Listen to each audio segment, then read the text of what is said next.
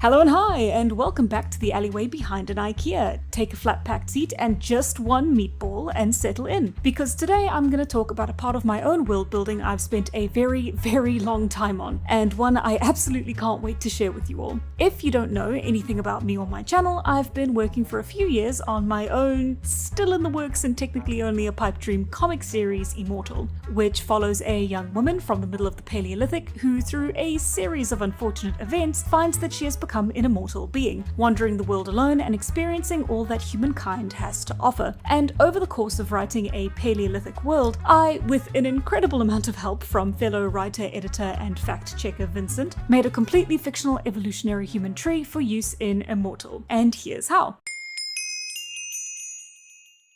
So I got the original idea for creating fictional phenotypes around December 2022, after stumbling across a Tumblr post, yes, I know, that talked about how every human being actually has stripes. They're just invisible to the naked eye, so most of humanity has gone their whole lives without ever knowing we have any. They are called Blaschko's lines, and despite some of them looking a little bit less like fantasy tiger stripes and a little bit more like a graphical glitch, it got me thinking about humans and the varieties of different visual characteristics we define ourselves by, and how maybe I could make a world filled with people who looked vastly visually different from any real-life humans on Earth, with those physical features like Blaschko lines, spots, stripes, and unrealistic colorings, creating an interesting fantasy world that would look and feel different from your typical piece of fiction. Now, of course, off the bat, I knew this would be a bit of a tightrope walk, the most obvious complication in the plan being the matter of representation, and avoiding accidentally misrepresenting real-world groups while making these fictional ones. For example, there are several mosaic skin conditions that do allow Blaschko lines to be visible to the naked eye in certain individuals, so using those wholesale could potentially be misrepresentation of that group. So at least when I started the project, I saw that as a situation to either avoid entirely or resolve some other way. I wanted to make sure my fictional people were, well, fictional enough to make them separate from the real.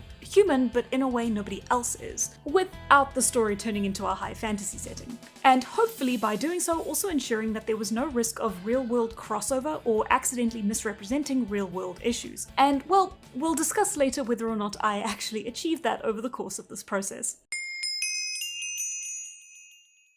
And now that I had my end goal in mind, I had a lot of research to do in order to understand even the process of evolution, because unfortunately biology was never my best subject. And so in tracing my and Vincent's own steps during this process, because he had to explain a lot of terminology very patiently to me in order for me to understand anything, let's talk a little bit about our actual evolutionary history, which we used as a precedent in order to create our own little speculative evolutionary project. Now, assuming you're one of those crazy conspiracy theorists who believe in the theory of evolution, our story starts roughly 2 million years ago. We could go earlier, but if I started from the origin of our species, that would be a whole video on its own. So for now, let's put aside Lucy and friends and start at the midway point in our evolution instead. As far as we know, the genus Homo, originating in Africa, has always been migrating up and out of it to the other continents. So by our 2 million year marker, Homo habilis, which existed 2.1 to 1.5 million years ago, may have already migrated north into other continents already. But this is something that the real archaeologists are still researching, so we can't say for sure. But what we do know is that habilis' younger cousin, Homo ergaster, and their direct descendants repeatedly left Africa before splitting into various other species over time and over 3 specific different expansion events that we know about, and so ergaster is where we start. This species kicked off the first expansion event when they left the warm homeland of Africa and settled in Asia between 2 and 1.5 million years ago, and after settling into their environment gave rise to Homo erectus. Haha, insert pun here.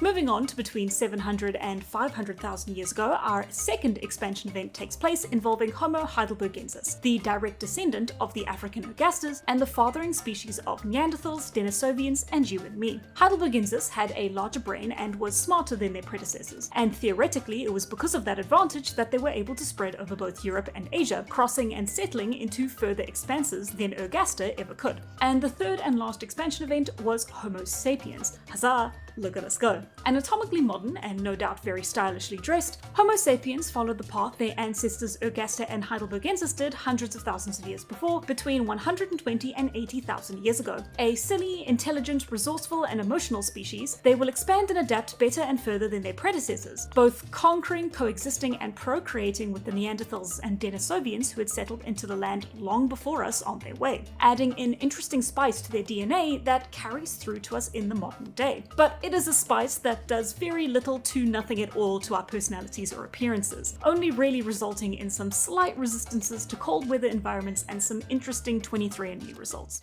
Now, over the course of this video, I've had to juggle a lot of different timelines, dates, and maps, which is why I'm absolutely thrilled to announce that today's video is sponsored by World Anvil. World Anvil is a powerful world-building, writing, and game mastering desktop software and is absolutely perfect for working on any project like mine that features a lot of moving parts, allowing you to make custom wiki-style presentations of your world and writing, use world-building templates, or make every part of your world from scratch, turn pre-existing maps of your world into interactive pages, and even use its Chronicles feature that combine your custom timeline and maps so that you can organize your world across both time and space at once. Way more convenient than making a Photoshop file of your world map that eventually gets so big it lags every time you click on it, which is something I've done.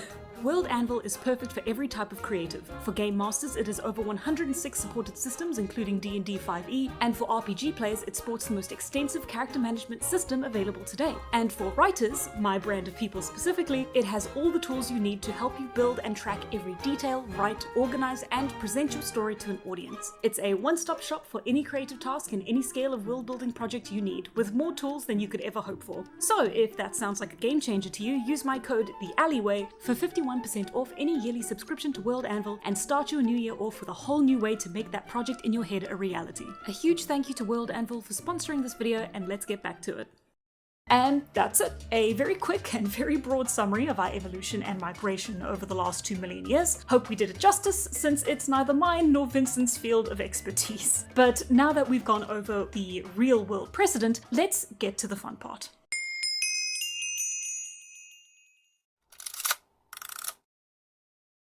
The nice part about writing your own evolutionary tree is that, while in reality we have to rely on few and far between points of information to create a blurry picture of the past, in fiction we can go into a lot more detail. So we kick off with our first in the family tree. Standing in for Homo ergaster, we have AN1, codenamed Dignus Conditor. Dignus meaning deserving and worthy, and Conditor meaning founder. A little on the nose, but when you're working with Latin it helps to be simplistic. Dignus Conditor originates in our world's central continent around 1.5 million years ago, in much the same environment and climate as Africa, with dark skin and coarse hair, wide noses, and fairly low stances at a solid 5-foot average height. Conditor is perfect for the warmer plains and semi-tropical forests that make up much of its homeland. But while our genus by this point in history had already started to lose their fur, Conditor here is still covered in hair over more than 50% of their body, ensuring that in warmer environments it can reflect light and diminish heat transfer into the body, but also making sure that once they make it to colder temperate environments like those in the northern continent, our Conditor can survive relatively comfortably without tools, clothes, or fire. Now, as you could probably imagine, there are major ripple effects to this one simple change. Of course, the obvious one is that settlement into temperate and even boreal climates are much more probable, but the other, as you'll see later, is a little bit more unique.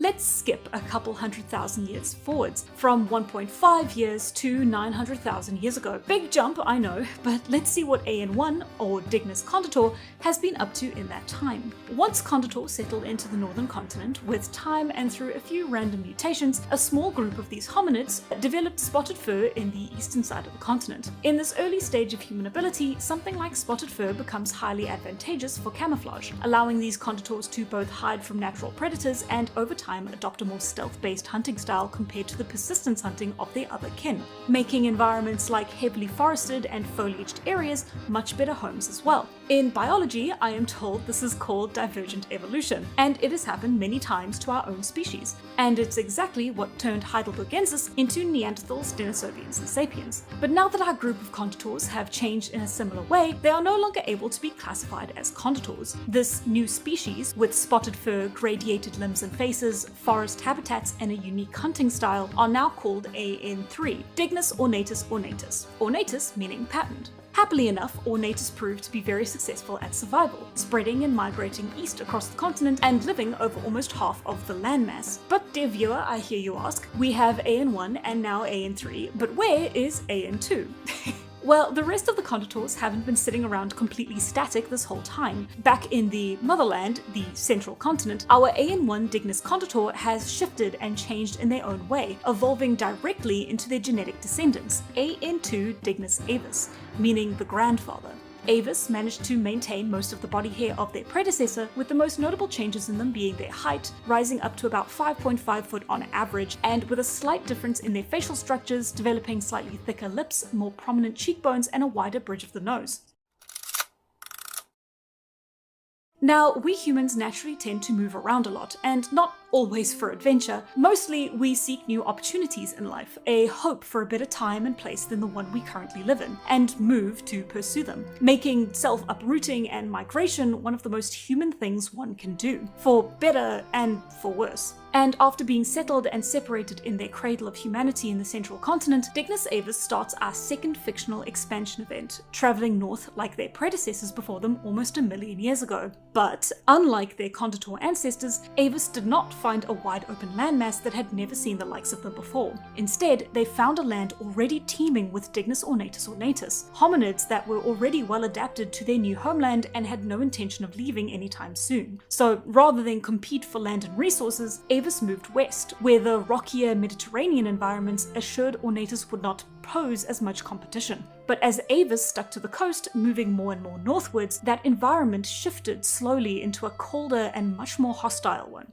Plains turned to temperate coasts, which turned to fjords and marshes, which then turned to mammoth steppes, with hostile megafauna posing as significant threats, and the more extreme environmental temperatures that much harder to survive through. Not many Avis continued on to that point, many choosing instead to settle and live along the coasts. But over time, those Avis that did remain along the northern fjords and steppes, hunting the megafauna like they used to in the central continent, adapted to their colder environment. Their body hair that was on course of receding returned with a vengeance, and grew thicker and more insulating. Their bodies became larger and bulkier, and their noses became flatter, all the better to generate and conserve heat. Their coloration also changed, skin growing paler in order to better absorb vitamin D in these low UVR environments, and hair becoming paler and paler to match, developing into a range of pale colors across the species, assisting as their own camouflage during winter, developing epicanthic folds to better protect against wind shear and snow glare.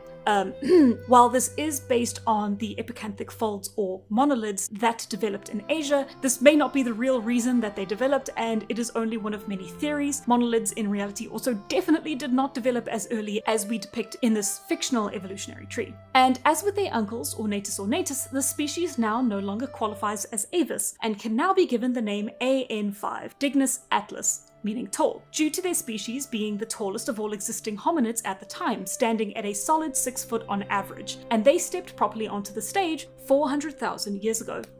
But of course, I don't want to give you the impression that Avis, Atlas, and Ornatus had absolutely nothing to do with one another while they shared their time and borders on the northern continent. We hominids are not immune to the 4 Fs after all: fighting, fleeing, feeding, and the fourth one. We can safely assume that between these 900 and 400,000 years ago, at least several thousand love and war stories occurred between these different Dignus species, with enough genetics being passed between them that everyone is a little bit mixed together, and once Atlas had fully established itself as a separate species, everyone on the continent had a decent amount of very specific, latent Ornatus genetics in their bloodline, which will become more important later. Everyone on the same page? Great, let's keep going. Starting right where we left off 400,000 years ago, just as Atlas set up shop in the far north, we begin our third expansion of the central continent. It's been a couple thousand years since that continent's inhabitants were called Dignus avis though, because once again, time marches on and nothing stays the same, and our AN2 avis have changed once more into their new direct evolution, AN4, Dignus parencecilius, meaning parent king, their name also ensuring that they're the least favorite to memorize in future primary school history classes. Parencecilius is unique mostly in that they have slimmer bone structures and have finally shrugged off most of the body hair their last 2 ancestors have been been gradually losing, and their hair is no longer the thick, coarse stuff that reflects light and heat, but it started to curl and thin, allowing Parenthesilis to better perspirate and dissipate heat, and in turn exposing them more to the harsh UV rays of their climate, but they're still perfectly designed for their home turf, thankfully. Now in real life, there was no real extra expansion event out from Africa between the second and third ones, at least not one that we know of, but it's important to have one here because we were somewhat working backwards conceptually for this one. See, a while ago I created a Neanderthal-like analogue based on the concept of ice giants, using the concept of polar gigantism as my reasoning for their height and overall appearance. Unfortunately, at the time, I kind of misunderstood what that actually meant. Setting aside the fact that polar gigantism might not even be linked to colder climates, it also makes creatures stockier, proportionally shortening limbs and any extremities that heat could be dissipated through, creating something more like a Yeti or Bigfoot. So these original designs of tall, elf-like, lion-faced wild men in the mountains would absolutely not happen. My bad. But they will live on. We just had to change our reasoning for their development and some factors of their appearance. Again, we were working backwards. So around 400,000 years ago, there were 3 human species on Earth. Our new hairy ice giants Dignus Atlas, Dignus Parenthesilis, and the descendants of AN3, Dignus Ornatus Ornatus. And while these Ornatus descendants were more or less the same as their ancestors, intermixing with the older Avis populations and then moving further east has changed them again, giving them less body hair and making them even shorter so as to better live in their heavily forested environments. Now they stand at a solid 4'5", making them AN 3.1, Dignus Ornatus Brevis, meaning patterned and short. During this new third expansion, Parenthesilis will be the next wave of humans moving up through the northern continent, moving both east and west, and in doing so unfortunately wiping out the populations of the other 2 species in those directions, through both war and assimilation. It is sad. Yes, and it isn't because Parenthesilis is inherently cruel or dominating, it's just how some of these stories work out. But where there are disputes and war over resources, there is also love, and Parenthesilis hybridized on 2 occasions, first with Atlas in the west and second with Ornatus Brevis in the east, splitting them up into roughly 2 branches. The first branch, hybridized with Brevis, will have sporadic contact with the remaining populations of Ornatus Brevis in the south, while the second branch will push even further west and north, interbreeding much more with our ice giants. And while they will eventually erase the Atlas species completely by doing so, they assimilate more than exterminate, with the heavy influence of Atlas genetics creating a brand new species, one with similar proportions to Parenthesilis, but a height much taller than them, often meeting 2 meters or 6.5 feet. Their noses are thicker at the bridges and flatter against the face, with high cheekbones and thick woolly hair that grow around the cheeks and jaw, giving this new species an almost, ding ding ding, lion-like look. Ladies and gentlefolk, we have our Neanderthal stand-ins. Meet AN7, also known as Dignus Nix. And as for that first hybrid branch, those sporadic interactions with Ornatus Brevis have led to the complete assimilation of Ornatus Brevis into both that and the Parenthesilis species. These are AN8 Dignus Filius Minimus, meaning short children. Filius Minimus, despite their suspect in procreation, was not as widespread as their Ornatus Brevis predecessors, forming in smaller pockets across the forests on the eastern coast. But they did carry over something very important from Ornatus, this darker gradation along the limbs and face. Interestingly, Filius Minimus wasn't as short as their name implied, resting instead at an average 4'7". All of this hybridization and assimilation took roughly 300,000 years to fully complete, giving all these new beings plenty of time to settle in right before the brand new stars arrive. Welcome to 100,000 years ago. Much has changed, as it has all through this process, but let's start with the central continent. As is tradition now, Parenthesilis has changed again, evolving and changing into our new species. This is AN6, Dignus Consecratus, completely like us modern-day Homo sapiens in everything but name, sporting dark skin, afro-textured hair, different human variations of builds, minimal body hair, and the largest brains, other than maybe Dignus Nix. Ready or not, it is time for Consecratus to take over the world. Like all the species before them, Consecratus passed through an archipelago of islands that, during glacial maximums where the sea levels lowered, formed a single landmass that would connect the north and central continents. Their predecessors had already managed to cross these lands in a time and environment long before the Consecratus' rise. But while they've been alive, the much drier climate created by the last glacial maximum had turned this landmass into a completely impassable desert. But now, 100,000 years ago, the temperature has risen and the glacial maximum is ending, and these new humans, once confined to their continent, are finally able to expand unhindered. And despite having tools to help them, Consecratus will find that it takes them much longer to colonize the west than the east, purely because, as it's at a higher altitude, that portion of the continent will be colder, harsher, and more hostile. And so Consecratus chooses the path of least resistance and spreads further east before taking over west, the warmer, milder lower altitude ensuring that it will not be long at all before Consecratus takes over. Now, this language makes Consecratus sound rather evil and intentional in their actions, but as with Parancecilius, these humans are not doing this out of cruelty or on purpose. Well, at least mostly not, depending on each band's internal philosophies and cultures. I mean, I'm sure at least one of them had a bit of a superiority complex. But as Consecratus travels, they will of course meet with the current inhabitants of the central continent, and like Parancecilius once did, Consecratus will partially assimilate with both of them, and later with their northern neighbours. And this time round, the to-be-assimilated species are our Dignus nix, who have settled comfortably over most of the western and northern continent, and the small pockets of Dignus filius minimus, who are busy minding their own business on the coasts. Consecratus, over the course of the next 55,000 or so years, will assimilate the majority of these species into them, much like what Homo sapiens did with Neanderthalensis, until these two Dignus species eventually become extinct, leaving only Consecratus to inherit the Earth. But although it is tragic to see the end of not one but two species, they will not disappear into thin air, leaving nothing of themselves behind on the Earth but fossils and buried tools. Their genetics will live on through our Consecratus, and since genetically they were closer to Consecratus than we were to Neanderthals and Denisovians, even more of their DNA will persevere in these modern Consecratus. And with these integrations come other additional genes, passed down from all the other species that preceded these humans, carried like Olympic torches through the blood. And it is this that will ultimately create a rich and vibrant world for our story to take place in.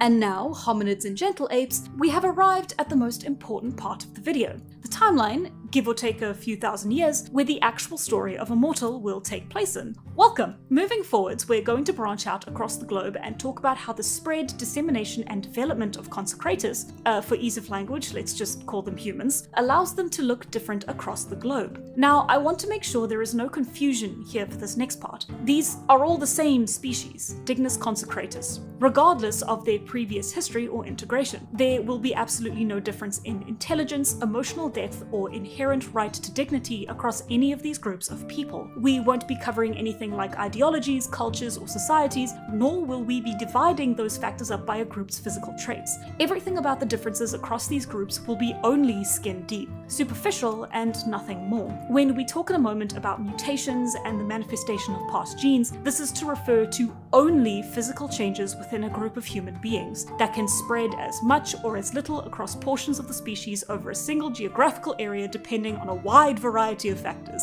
and does not make a group any more or less evolved than their counterparts. And the only reason I chose to divide these following phenotypes into defined groups was because I felt I had to both organize myself during the creative process and in the arrangement of this video. It is important to note that in real life, and in the fiction of this world, there is no such thing as clear-cut groupings for human beings, as all of them are inherently completely arbitrary. These traits are much more like gradients, with soft focal centers that spread varyingly across swaths of a population, and should not be thought of literally as neat little pre-assigned groups that are blocked out on this map, even if that is exactly how I have had to present it for myself and you to keep track of it. Okay? Sorry. Just had to make sure we were all on the same page. There are some interesting people out there. Welcome to 45,000 years ago. It is here where we can officially call it the era of Consecratus, and with it we get to change our AN classification letters to just G, since from now on we'll only be dealing with the single species instead of multiple ones, meaning AN6 Consecratus now gets the shiny new G1 badge. G1 is what we're going to call the wide range of people still living on the original central continent, and who typically stayed there from 45,000 years ago to the end of the Paleolithic, rough 10,000 years ago.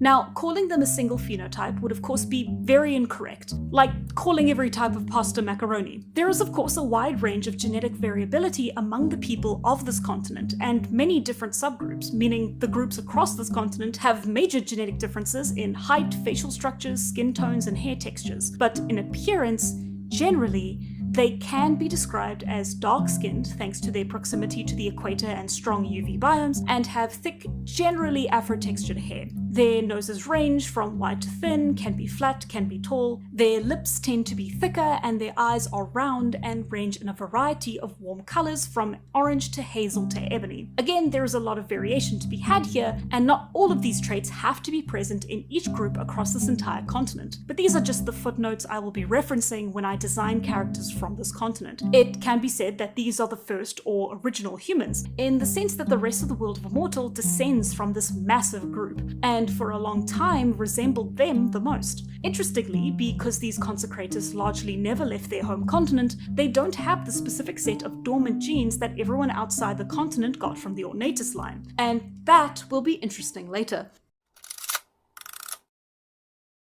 Next is G2, who are the most genetically similar to G1. By 55,000 years ago, they had spread pretty far east, with their genetics being best represented across this archipelago, throughout the east and northern continent, and later on even all the way to the two southernmost continents in the east. They also took part in the assimilation of Phileus minimus into Consecratus, giving them a few of the former species' visual traits. As they migrated, they formed three subgroups that varied slightly but were still classified as the same phenotype. These were G2.1, who by 55,000 years ago largely stayed in the large archipelago east of the central continent and relatively close to home, intermixing with the last remaining members of Phileus minimus who resided along the coasts. This intermixing, followed by a few thousand years of isolation restricted to the archipelago, led to a specific inheritance of mutations, and while those same Ornatus genes everyone else had were inherited in a dormant state by this group, the gradation along the limbs and across the face was also inherited courtesy of Phileus minimus, first as a recessive gene and then becoming an almost universal part of this group's physical features. And then came G2.2, a portion of G2.1 who island hopped inland and spread over the southeastern coasts of the North Continent by the 45,000 years ago marker.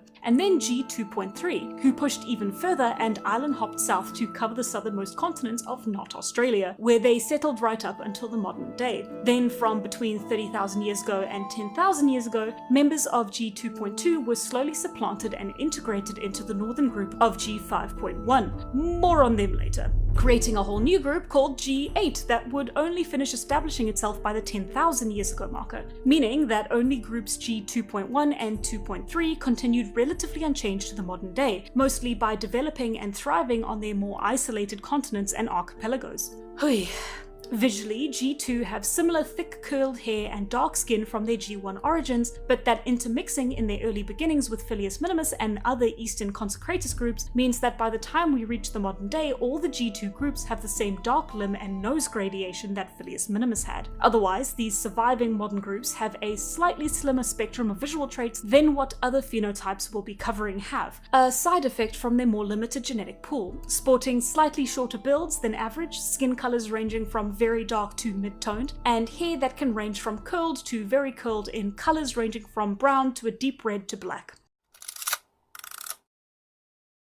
Alright, let's move on to the most important group for the actual story, the group that belongs to our main character, Tala. G3 originated right here, in the northern western parts of the central continent, and established itself quite quickly between 55,000 and 45,000 years ago, developing in an area with a high population of Nyx, as well as trace elements of Phileus minimus at their southernmost area. This group over time will move very quickly and only shrink as their traits get disseminated into other surrounding groups over time. This group, by the end of our timeline has noticeable amounts of Nyx visual traits, with generally very pale, cotton or wool-like hair, eyes that range from blue to grey to green, and even an interesting sharp red or pink here or there, a small mutation that made for interesting eye colours to develop throughout specific geographical areas, and rather light skin as they developed in parts of the world with low UV radiation. But here's the catch. At the time Tala was born, this group wasn't as clear-cut as they will be by the modern day. There was a lot more variability in genetics, even across neighbouring bands. These are more broken up groups with huge differences in genetic appearances and visuals in them, along with much higher percentages of Nyx and original G1 genetics in their blood.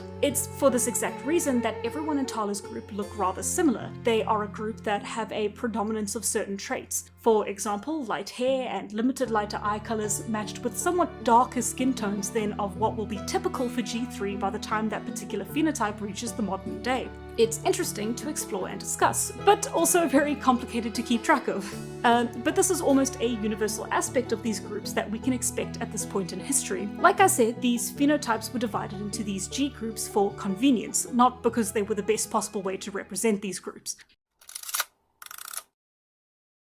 G4 is the group that maintain the most visual traits belonging to Nyx. Living in colder climates and mountainous areas in the furthermost northern parts of the world, their population, while closely related to G3 at one point, drifted over further north, their proximity to Nyx allowing for more stronger intermixing before the species assimilation 30,000 years ago. But G4 are not a hybrid species, even if they could be considered the spiritual descendants of Nyx, especially after 20,000 or so years of intermixing with surrounding G3, quote-unquote thinning the blood, and further spreading their phenotype over the north. But even still, by the modern day, G4 bears a more than casual visual resemblance to Nyx, with flatter, straight noses, slightly wider apart narrower eyes, and in general quite a bit more body hair than the average Consecratus. But while generally having paler shades of hair and eye colour, including many shades of pale blue, and all the eye troubles associated with it, there is a lot of variation there, and they also typically tend to have ruddier skin, overheat, and burn easier than most. And here we come to the group that made our fictional evolutionary tree as complicated as it is.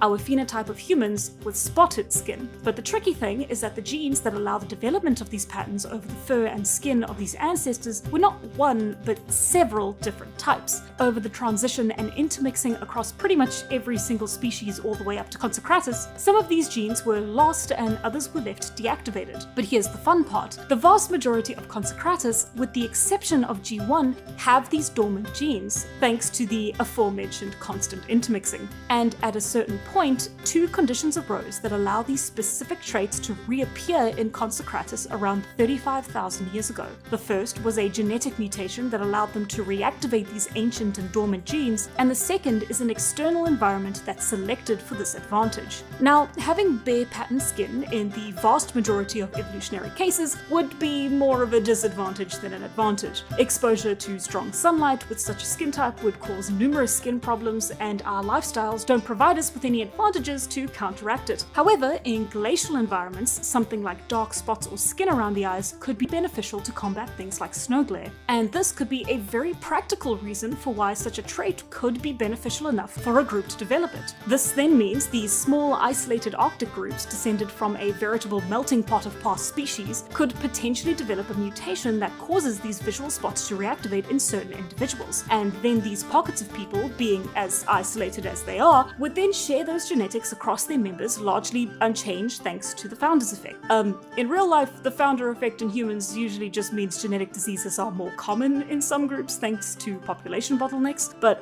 here it's for cool visual effects.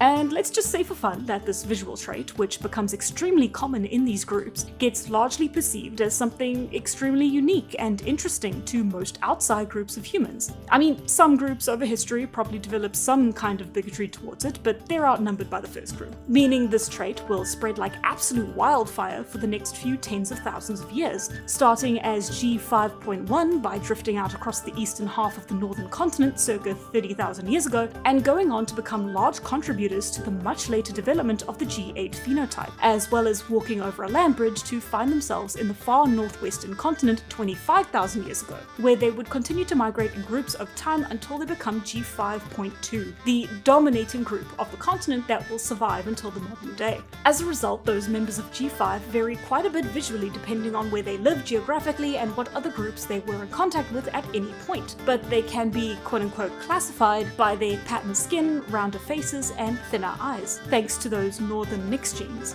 Otherwise, their base skin can vary wildly in color depending on their geographical location, as can their hair, ranging from G4's woolly texture to G6's smoother one. Now, this is extremely complicated and took a long time to work on, and I don't even really fully understand it still, kind of. To quote Vincent in his own words, was such a leap of imagination necessary to create such a group? Probably not. It would have been simpler to talk about a mutation and offer this environmental explanation. After all, it's a story. But the idea of a gene passing through 1.5 million years that ultimately led to the species is much more fascinating, or at least that's how Vincent tried to justify himself after months of obstinacy. And yes, I agree. But damn if the end result isn't a lot more unique and interesting than what I would have come up with, even if I have absolutely no idea how it works and kind of lost track of things around Dignus Ornatus Brevis. G6, despite us having just talked about pattern mutations and genetics, is one of the more peculiar groups we'll cover here, starting with a small group of G3 humans circa something like 25,000 years ago, residing at the westernmost point of the northern continent. They were unable to move into the mainland due to the existing occupation of, other G3 members there. So instead, they followed along the coast and then, thanks to the glacial maximum, walked over the ice packs across the sea, following seals and whales until they reached the eastern shores of the northwestern continent here. And this happened just after G5 made their movement into this continent as well, from the opposite side, thanks to a conveniently placed land bridge. Unfortunately though, both groups, now having undergone 2 different bottlenecks in their population, had very little genetic variability and pretty low numbers. But both groups, now having no competitors, were also able to expand as they pleased, having an entire continent to themselves. Of course though, over time the 2 groups met, mixing and absorbing some of one another's traits somewhere over the course of 5,000 years until about 20,000 years ago, meaning that the resulting group, G6.1, had a completely unique mix of genetics that later would spread over both of the western continents. And while members of G5 would keep migrating in again from the west through that original land bridge, G6.1 was now their own group and had already spread across the eastern half of both western continents through a mix of island hopping and traveling over exposed coasts during the glacial maximum. And although this original group of G6.1s will eventually be chased out of the northern continent by these migrating G5 groups, they will forever be the dominant phenotype of the southern one, safely separated by the sea with an archipelago between them and their neighbors, and with enough space to develop that by 10,000 years ago they had split into 3 different phenotypes: G6.2.1 along the archipelago and the tip of the continent, 6.2 across the center of the landmass, and 6.2.2 occupying the drier, colder southern leg of the continent, where they will continue on as they are until the modern day. As for their appearances, the mixing of G3 and G5 manifested in similar patterns over the skin thanks to G5's genetics, but over time those patterns shifted to be more faded, smaller, and uniform, changing into something almost more akin to swirling freckles over the body. The coarser hair of the northern G5 members also then mixed with the cottony fluff of G3, becoming something completely different, rougher hair with thicker, individually defined strands. Now their variation is a bit slimmer here again, as the long ago bottleneck of their ancestors only brought along so much, and so mid to light toned hair is common, with darker variations depending on how far south the groups go, as well as varying eye colors that range from brown to grey to red to a fun shade of yellow that sparked up out of a convenient mutation. But the most identifying features here are those smaller, lighter freckles across the body, rounder eyes, and that defined hair texture. The G7 group, rather than being a unique ethnic group, is the result of the mixing of different groups at a crossroads in their timeline. A smaller group that only came into its own between 20 to 10,000 years ago, they spread across the southern middle part of the central continent, and as they inherited traits from both G3 and G2.1 and 2.2, this group has in general a lighter skin tone than G2, but with those distinct gradients on the body and a range of curly hair in darker shades with eyes that can range from warm oranges to browns to greys to greens. They also didn't move very fast, so we can leave them right there. And now we move to G8. G8 developed in the eastern part of the central continent, where the G5.1s in the north met the G2.2s in the south. These two groups met, and as we've seen time and time again, intermixed and grew in population size. Extremely successfully, I might add. And so by the time we reach 10,000 years ago before present, their traits have more or less spread over the entire eastern region of the continent, not only chasing G5.2 even further east into the new continent, but also G2.2 completely out of the game, assimilating them into a new group called G8.2, while the rest of their descendants become a part of G7. What's left is G8.1 in the far north, with visual traits very similar to their G5 origins, and G8, who dominate the center-east of the continent. Visually, G8 is interesting. The mixing of the two visual traits of G2 and G5, the gradation of the limbs and the patterns on the skin, mesh together as they once did before in Ornatus, but differently.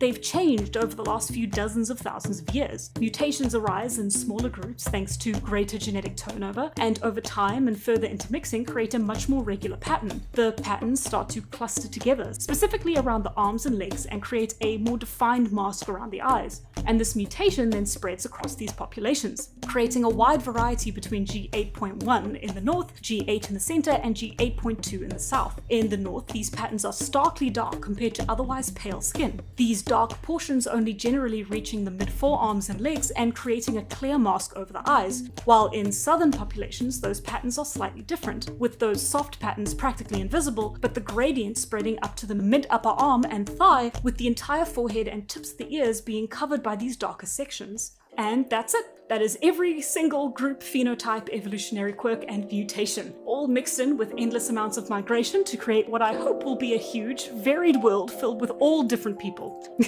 We made it! Give yourselves a round of applause for listening to all that. And if you lost track of it along the way, that is entirely my bad. I had to make a map, a family tree, 2 different diagrams, and a lot of notes while writing the script to keep track of it all.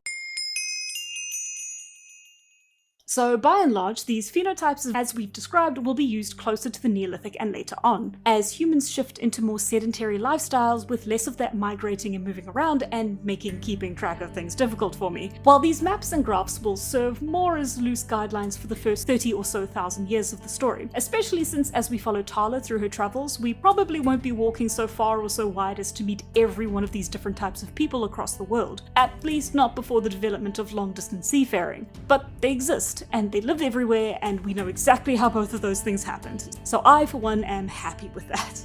I am painfully aware that I have biases that come from my upbringing, my geographical location in the world, and the limitations I have in navigating life in between those factors. And a lot of this process has been me examining those limitations in a way I'd never really had before. I mentioned at the beginning of this video that I wanted to create groups of people that were nothing like real life's ethnicities, so as to sidestep all that messy real-world racism that fantasy often gets compared to. But unfortunately, unless I was willing to remove humans entirely from the story, it's a topic that is remarkably inescapable. It's baked into our history, our current culture, and feels like it's already going to pollute our futures as well. It's depressing to think about. It's something I feel a lot of us don't want to think about, but it's true. And this unwillingness to think about it directly impacted how I wanted to create representation in the story, because I didn't, not really. I wanted to create fantasy phenotypes that had nothing to do with real life, so I could play paper dolls with the theoretical existence of racial bias. But of course that idea fell apart before I even had it. I couldn't avoid representation in my story without it being blatantly obvious and exceedingly cruel. So I switched gears. Now much of the population has patterned or gradiated skin. The other half of the population has a pretty big chance of just having white hair, and pink, orange, and yellow are among the common eye colors that can be found across these different regions. And there is still that same wide variation of skin, hair, and eye color that is found in real life. Instead of taking away markers for representation, I tried my best to show them fully and add to them as well. These fantasy phenotypic markers are jumbled in with the real ones, and I hope that through them I can tell a story that is still rooted in reality, both the good and the bad, while simultaneously still being that one vital step removed from it, safely viewable through the softer lens of fantasy. Crazy that it took me this long to figure that out. And as we start to include narratives that involve more and more of these different groups of people, their physical appearances will more than likely start to become relevant to in-universe dynamics, countrywide and personal relationships, and the way the people in this universe perceive one another. I made a pretty big point out out of specifying that there is no difference between any of these humans across our world. It is all just skin deep. But the people of this world, much like the people of ours, don't really understand that yet. I want to tell a story that explores all the aspects of being human and explores all of our history. And our history contains a lot of bad. And while not even I want to take the storytelling as far as what I know has happened historically, or even make racism a major theme of the story, I want to leave space for those wrong perspectives to exist and explore why and how they do, even if it's a little bit and only a very small part of a wider issue. It's important to me, a part of my desire to make this world a reflection and discussion of our own. There will be cultural clashes, biases, and bigotry, and all manner of us versus them mentalities, but I hope that I can approach it in a way that both emphasizes that those perspectives are wrong and poorly motivated, as they always are, and also without making light of it or turning it into a preaching moment. It simply must be, as all of history once was. And when I'm done, I suppose it will be up to all of you to decide if I accomplished all that I set out to do. It's a terrifying challenge, but it's still one I want to take on, for all the flaws that I know I have. Thank you all for watching, and I hope you liked this video. Thanks for being so patient waiting for it too. I need to pick up the pace because 3 videos a year is very lame. But I'm gonna go stare at a wall a while now. This video is my magnum opus and also the bane of my existence, so you better rewatch it at least twice. Ciao!